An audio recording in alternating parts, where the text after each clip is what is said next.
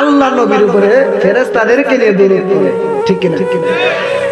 শুধু তাই না, আল্লাহ বলতেছে আমানু, হে ঈমানদার।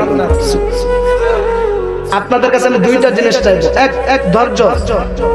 আল্লাহ পাক ধৈর্যশীলদের সাথে আছে না নাই? দুই মনোযোগ।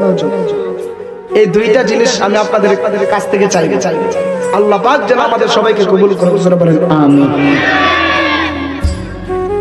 শুধু তাই না, আল্লাহ কোন বেঈমানকে বলেন, আল্লাহ কোন মুনাফিককে বলেন, আল্লাহ কোন কাফেরকে বলেন, আল্লাহ কোন ইহুদিকে বলেন। আল্লাহ বলতেছে হে ঈমানদারগণ। তাহলে বোঝা গেল নবীর উপরে দরুদ পড়ার আগে ঈমানদার হতে হবে।